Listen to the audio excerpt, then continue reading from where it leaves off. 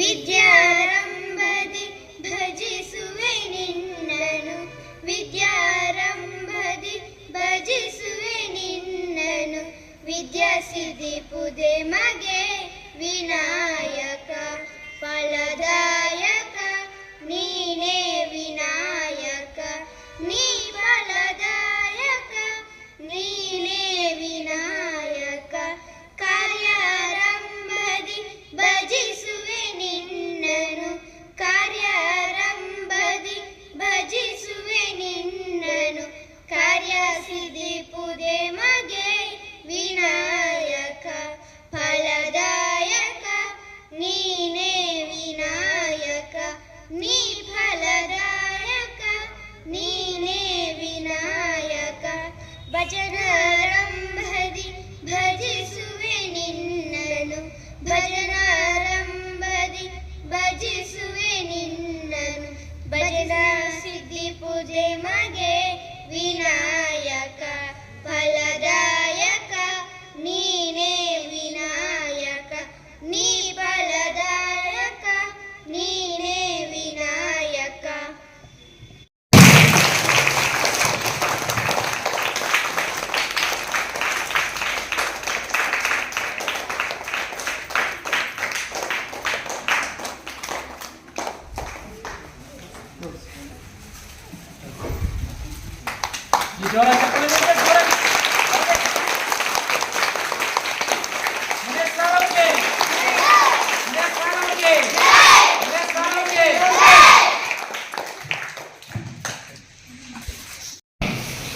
ಇವತ್ತು ಸರ್ಕಾರಿ ಕನ್ನಡ ಹಿರಿಯ ಪ್ರಾಥಮಿಕ ಶಾಲೆ ಬೈಲ್ಕೂರು ಈ ಒಂದು ಶಾಲೆಯಲ್ಲಿ ನಮ್ಮ ಒಂದು ಪ್ರಗತಿ ಚಾರಿಟಬಲ್ ಟ್ರಸ್ಟ್ ವತಿಯಿಂದ ಮಕ್ಕಳಿಗೆ ಅನುಕೂಲ ಆಗಲಿ ಅನ್ನೋ ಒಂದು ದೃಷ್ಟಿಕೋನ ಇಟ್ಕೊಂಡು ಅವರಿಗೆ ಒಂದು ಗ್ರೀನ್ ಬೋರ್ಡ್ಸ್ ಅನ್ನು 3 ಗ್ರೀನ್ ಬೋರ್ಡ್ಸ್ ಅನ್ನು ನಮಗೆ ಒಂದು ಮನವಿ ಬಂದಿತ್ತು.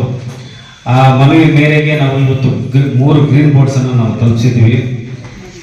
ಇದನ್ನ ಹ್ಯಾಂಡ್ ಓವರ್ ಮಾಡುವಂತ ಒಂದು ಕಾರ್ಯಕ್ರಮವನ್ನ ಆಯೋಜನೆ ಮಾಡಿದರೆ ಈ ವೇದಿಕೆ ಮೇಲೆ ಇರುವಂತಹ ಎಲ್ಲ ನಮ್ಮ ಈ ಕಾರ್ಯಕ್ರಮವನ್ನು ಆಯೋಜನೆ ಮಾಡಿರುವಂತಹ ಇದೇ ಶಾಲೆಯ ಮುಖ್ಯ ಗುರುಗಳಾದಂಥ ಶ್ರೀಯುತ ನಾಗರಾಜ್ ಸರ್ ಅವರೇ, ಅದೇ ರೀತಿಯಾಗಿ ಈ ಭಾಗದ CRPಗಳಾದಂಥ ನಮ್ಮ ಸ್ನೇಹಿತರಾದಂಥ ನಮ್ಮ ವರದರಾಜ್ ಸರ್ ಅವರೇ, ಅದೇ ರೀತಿಯಾಗಿ SDMC ಅಧ್ಯಕ್ಷರಾದಂಥ ಅಮರನಾಥ್ ಅವರೇ, ಹಾಗೂ ನಮ್ಮ ಸ್ನೇಹಿತರಾದಂಥ ನಮ್ಮ ಅರಿವು ಪ್ರಭಾಕರ್ ಅವರೇ, ನಮ್ಮ ಗುರು ಸಮಾನರಾದಂಥ ರವಿ ಸರ್ ಅವರೇ, ಹಾಗೂ ಮುಖ್ಯ ಶಿಕ್ಷಕಿಯರೇ, ಮೇಡಮ್ ಅವರೇ, ಎಲ್ಲರೂ ಕೂಡ ಮತ್ತೆ ಮುದ್ದು ಮಕ್ಕಳೇ ಎಲ್ಲರೂ ಕೂಡ ನಾನು ನಮಸ್ಕಾರಗಳನ್ನು ತಿಳಿಸ್ತೀನಿ.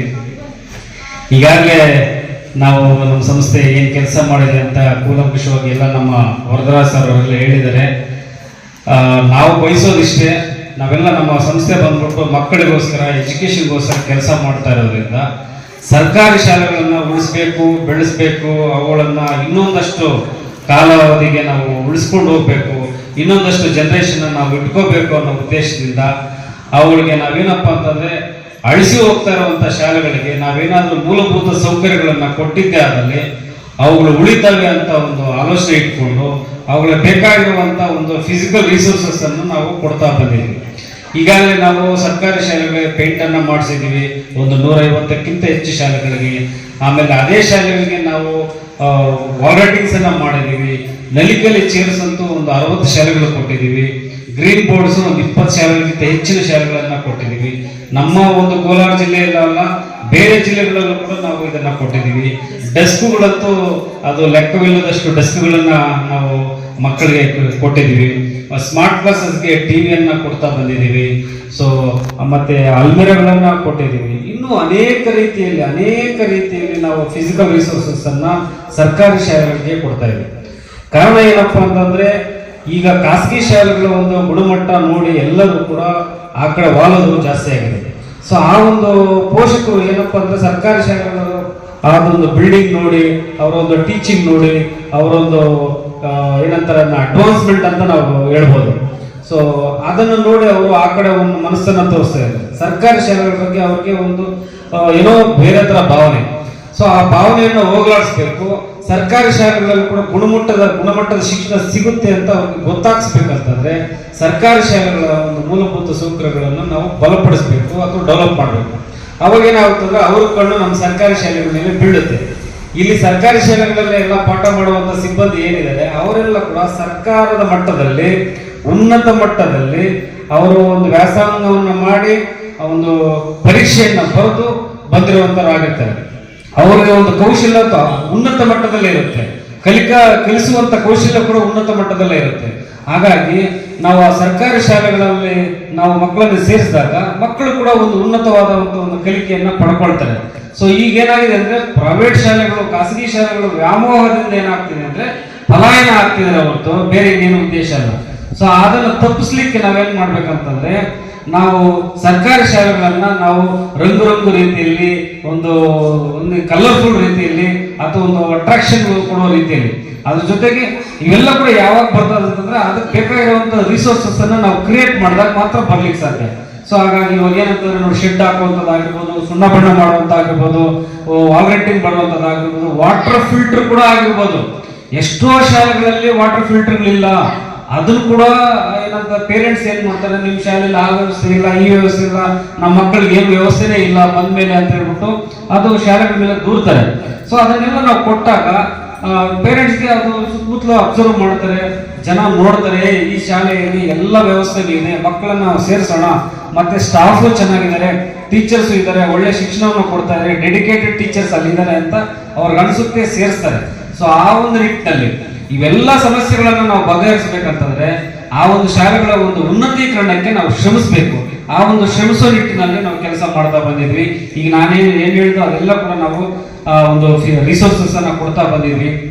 ಈಗ ಈ ಶಾಲೆಯಲ್ಲಿ ಕೂಡ ನೋಡ್ಬೋದು, ಈಗ ಯೂನಿಫಾರ್ಮ್ ಎಲ್ಲ ಹಾಕೊಂಡಿದ್ದಾರೆ, ಅದು ಕೂಡ ನಮ್ಮ ಸಂಸ್ಥೆ ಕಡೆಯಿಂದ ಕೊಟ್ಟಿರೋದೆ.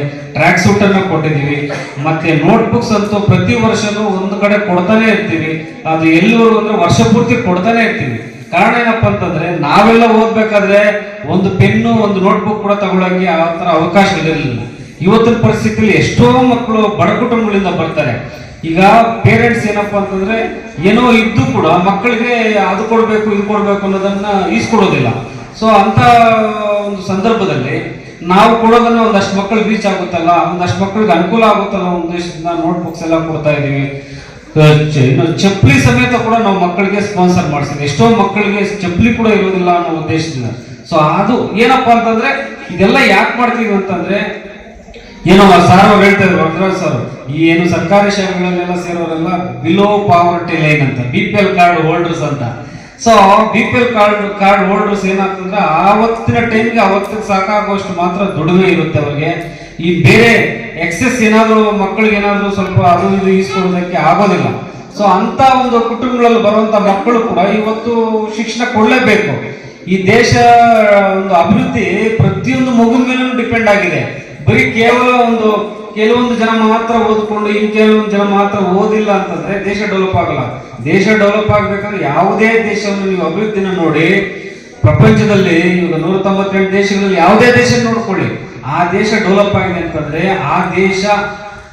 ಆ ದೇಶದಲ್ಲಿರುವಂತ ಶಿಕ್ಷಣಕ್ಕೆ ಕೊಡುವಂತ ಒತ್ತು, ಅದರಿಂದನೇ ಅದು ಆ ದೇಶ ಡೆವಲಪ್ ಆಗುತ್ತೆ ಅಂತ ನಾವು ಹೇಳ್ಬಲ್ವು.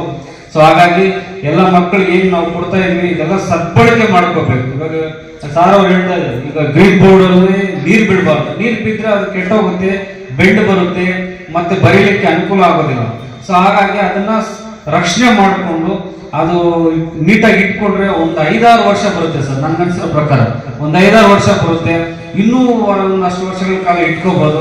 ಹಾಗಾಗಿ ಸದ್ಬಳಕೆ ಮಾಡ್ಕೋಬೇಕು ಅಂತ ಹೇಳ್ತಾ ನಮ್ಮ ಶಿಕ್ಷಕ ವೃಂದದವರಿಗೆ, ನಮ್ಮ ಎಸ್ಪೆಷಲಿ ನಮ್ಮ ನಾಗರಾಜ್ ಸರ್ ಮುಖ್ಯ ಶಿಕ್ಷಕರು, ಮುಖ್ಯ ಗುರುಗಳು, ಅವ್ರಿಗೂ ಕೂಡ ನಾನು ಮನವಿ ಮಾಡ್ಕೊಳ್ತೀನಿ. ಆಮೇಲೆ ಬೇರೆ ಏನೇನಂದ್ರೂ ಕೂಡ ಈಗ ಲಾಸ್ಟ್ ವರ್ಷ ನಾವು ಈಗ ಯೂನಿಫಾರ್ಮ್ಸ್ ಅನ್ನ ಕೊಟ್ಟಿದ್ದೀವಿ. ಈ ವರ್ಷ ನಾವು ಟ್ರ್ಯಾಕ್ ಸೂಟ್ ಏನಾದ್ರು ಅವಶ್ಯಕತೆ ಇದ್ದಾಗ ಕೂಡ ನಾವು ವ್ಯವಸ್ಥೆ ಮಾಡ್ತೀವಿ. ನಿಮ್ಮ ಶಾಲೆಗೆ ಎಲ್ಲ ಶಾಲೆಗಳು ಕೂಡ ಈಗ ಶ್ರದ್ಧೆಯಿಂದ ನಾವು ಪ್ರಭಾಕರ್ ಸರ್, ವರದರಾಜ್ ಸರ್ ಎಲ್ಲರೂ ಕೂತ್ಕೊಂಡಾಗ ನಾವು ಮಾತಾಡೋದು ಏನಪ್ಪಾ ಅಂತಂದ್ರೆ, ಯಾವ ಶಾಲೆಯ ಶಿಕ್ಷಕರು ಆಸಕ್ತಿಯಿಂದ ಬಂದು ದಾನಿಗಳನ್ನ ಕೇಳ್ತಾರೋ ಅವ್ರಿಗೆ ನಾವು ಮಾಡಬಹುದು. ಯಾವ್ದೋ ರೋಡಲ್ಲಿ ಹೋಗ್ಬಿಟ್ಟು ನಮ್ಗೇನೋ ಮಾಡಿಲ್ಲ ಅಂತಂದ್ರೆ ಮಾಡಕ್ ಆಗೋದಿಲ್ಲ ಸರ್. ಏನಂತೀರ ಸರ್? ಈಗ ಅವರ ಒಂದು ಆಸಕ್ತಿ ನೋಡ್ಬೇಕು ನಾವು. ಎಷ್ಟು ದಾನಿಗಳು ನಾವೊಬ್ಬರೇ ಅಲ್ಲ, ಎಷ್ಟೋ ದಾನಿಗಳು ಇರ್ತಾರೆ ಸುತ್ತಮುತ್ತಲು. ಅವ್ರ ಬೆನ್ನಿಂದ ಕಿತ್ತು ಪಡ್ಕೊಳ್ಳುವಂತದ್ದು ಆಸಕ್ತಿ ಇದೆಯಲ್ಲ, ಅಲ್ಲಿ ಆಸಕ್ತಿ ತೋರಿಸಿದಾರೆ ಅಂತಂದ್ರೆ ಆ ಶಾಲೆಗೆ ಎಷ್ಟು ಅಭಿವೃದ್ಧಿ ಮಾಡ್ಲಿಕ್ಕೆ ಆಸಕ್ತಿ ಹೊಂದಿದ್ದಾರೆ ಅಂತ ಅರ್ಥ ಆಗುತ್ತೆ. ಸೊ ಹಾಗಾಗಿ ನಮ್ಮ ನಾಗರಾಜ್ ಅವರು ಪದೇ ಪದೇ ಮನವಿ ಕೊಟ್ಟು ಗ್ರೀನ್ ಬೋರ್ಡ್ಸ್ ಬೇಕು ಅಂತ ಕೇಳಿದ್ರು. ಅವ್ರಿಗೆ ಈಗಾಗಲೇ ನಾವು ತಲುಪಿಸಿದ್ವಿ. ಇನ್ನೂ ಹಲವಾರು ಶಾಲೆಗಳಿಗೆ ನಾವು ಗ್ರೀನ್ ಬೋರ್ಡ್ಸ್ ಅನ್ನ ತಲುಪಿಸಿದ್ವಿ. ಎಲ್ಲರೂ ಸದ್ಬಳಕೆ ಮಾಡಿಕೊಂಡು ಶಿಕ್ಷಣವನ್ನು ಕ್ರಾಂತಿಯನ್ನು ಮಾಡಬೇಕು. ಈಗಾಗಲೇ ನಮ್ಮ ದೇಶ ಶಿಕ್ಷಣ ಅದು ಇನ್ನೂ ಉನ್ನತ ಮಟ್ಟಕ್ಕೆ ರೀಚ್ ಆಗಿಲ್ಲ. 100% ಶಿಕ್ಷಣ ನಾವು ರೀಚ್ ಆಗಿಲ್ಲ, ಇನ್ನು ಅದರಲ್ಲೇ ಒದ್ದಾಡ್ತಾ ಇದ್ದೀವಿ.